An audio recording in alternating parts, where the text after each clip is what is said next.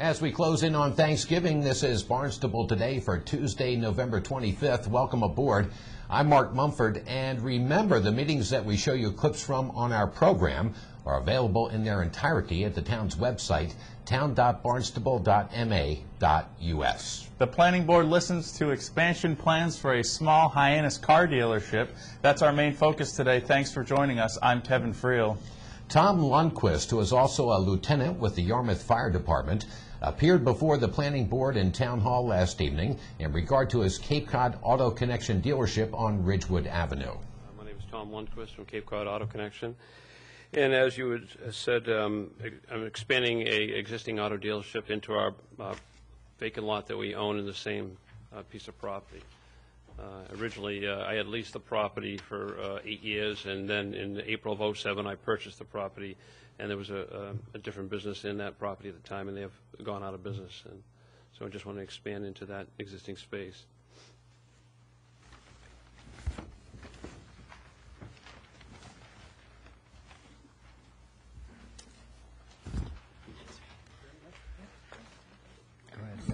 Can you tell me what the your business is pre-existing non-conforming? What was the other business that was there? The other was boat sales and service that they had there was Cape Power Sports. Oh, yeah. And then when Cape Power Sports left, it was Cape Ocean Sports, and that gentleman went out of business. And when he went out of business, I approached my landlord at that time to purchase the property back in April of '07. So, That's the, excuse me. yeah. That's the old Buick place? No, it's not. No. Okay. Originally at that location it was the gas company. Then after the gas company was there, it was a rider rental agent for quite a while. Then they moved out, and then the boat guy was there and did the Cape Power Sports. And then I moved in 2000. May of 2000, I moved in there and leased the property, part of the property at that time. I had half of it, and the boat sales gentleman had the other part. Next to it. Acme Laundry's next to you? That's correct. Yeah. Yeah. Off of Ridgewood, between the Transportation Center and Ridgewood Avenue. It's Right, kinda right next between to, right behind the Radisson Hotel also. Planning Board member Marlene Weir challenged Lundquist in regard to making the dealership look better. So you said, well, no one can see it, so therefore we don't need to do anything. And I don't know that that is actually the spirit and intent of what we like to ask people to conform to if you're asking us for a special. Right. Yes. So have you given any more thought to that? Yes, I have. I have done improvements on the building. We actually just put a brand new roof on the building, a new rubber roof on the building, and we have we were contracting out to have all new siding put on it. We're going to do vinyl siding because right now the clapboard on the side is so on. It's been there for quite a while, so we've dressed it that way. We've changed some new windows in the building. We put a larger windows right in our corner office there we have, and trying to spruce it up a little bit better, you know. Especially where the whole lot is paved completely. It's pretty hard to put any landscaping in, like bushes or any of that kind of stuff right now. Lundquist told the Planning Board that his business has been doing pretty well. You got a lot of happy customers out there. We have done a lot of advertising over the last couple of years. I spend about $4,300 a month on advertising on the internet. We do Auto Trader, and we do the Auto Mart ad, which we have 2 pages every week. And we've been very busy over the last, actually last month was the busiest month I've had. I sold 40 cars last month. Wow, good for you. So that was since 2000, that's pretty good. I average about 25 cars a month, but we do a lot of internet sales. We do a lot of people come from out of state, too, for the cars they sell. So how much of a, since you're doing an expansion of a pre-existing use, I'm trying to figure out how much of an intensification of use for the traffic. You don't have any residential people on this side or around you, other than the motel. No. I don't call that residential. No, it's commercial, all commercial. It's all commercial around. On Ridgewood. So you don't anticipate any issues as far as traffic problems at all? Traffic in and out. No, not the at trucks all. in and out for delivery if you have buy at auction or whatever. Right. There's there hasn't been any problems at all. No. Okay. The Planning Board members plan to look at the site in person before revisiting the issue at their December 8th meeting. Meanwhile, the Charter Commission continues to move forward.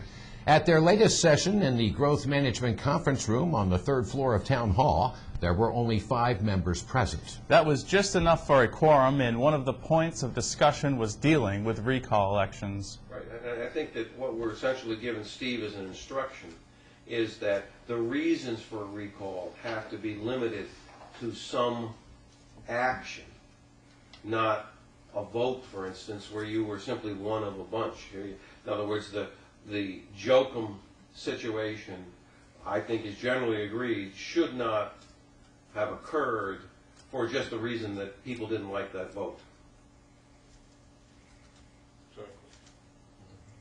In other words, she wasn't the only person voting that either. So, yeah. That's right. She had a majority. Yeah. Okay. But what we're saying is that there would have had to have been some other action by Janet in order to start a recall petition. And we need to just somehow limit that. But again, it may be that we don't even have recall. I'll make it higher. On another front, there's still time to contact the town manager's office with your comments about proposed fee changes, but that time is growing short. You still have until December 1st to chime in. Here is a clip from the fees hearing held in the Town Hall hearing room featuring Senior Services Director Madeline Taylor and Senior Center staff member Rose D. Gregorio. Thanks, Mark. We're basically here to talk about the Adult Supportive Day program, and I have Rose D. Gregorio, who is the Assistant Director of Senior Services, and my name is Madeline Taylor, and I'm the Director of Senior Services. This request is the first request we have ever asked for in terms of increasing fees for the program, and we feel that it's a very valuable and important program for our community. What we are proposing is a $5 per day increase per client. And the range that we have, I mean, the one thing that's very difficult to predict is our census, because it does fluctuate. We have a range from anywhere between 10 to 25 clients a day. But we have seen a huge increase in fees over the years, and especially in the past year due to the economic situation.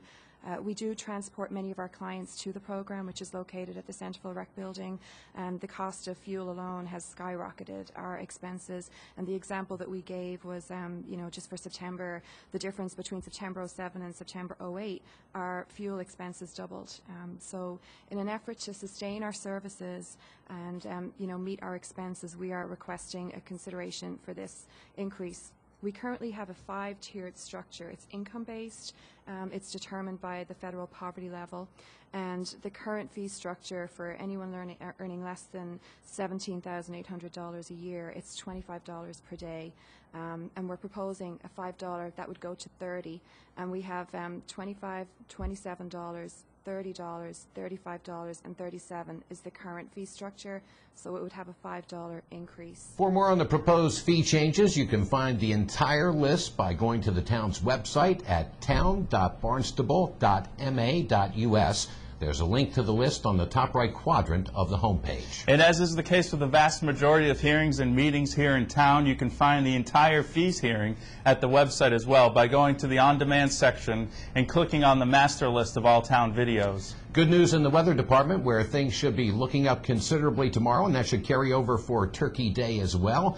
Tonight, partly cloudy with a chance of showers, still on the windy side, with gusts out of the southwest to 25 and temps in the upper 30s. Then tomorrow, partly sunny, winds dropping off a bit to 5 to 10 with gusts to 20 out of the southwest, and high temps in the upper 40s. On the meeting front this evening, it's the Conservation Commission at 6:30 in the hearing room, and then at 7 the Waterways Committee meets in the MEA conference room off Finney's Lane. Nothing on the meeting schedule here in Town Hall tomorrow. However, there will be plenty happening tomorrow on Main Street and on the Village Green. Just outside Town Hall as the Red Raiders get ready for their Thanksgiving morning showdown with the Falmouth Clippers. That's a 10 o'clock kickoff, by the way. The Barnstable High School Big Game Parade begins on Main Street at 1 o'clock tomorrow, and it works its way around to the Village Green for the pep rally to follow. Thanks for joining us today. I'm Kevin Friel. We'll see you right back here tomorrow. I'm Mark Mumford.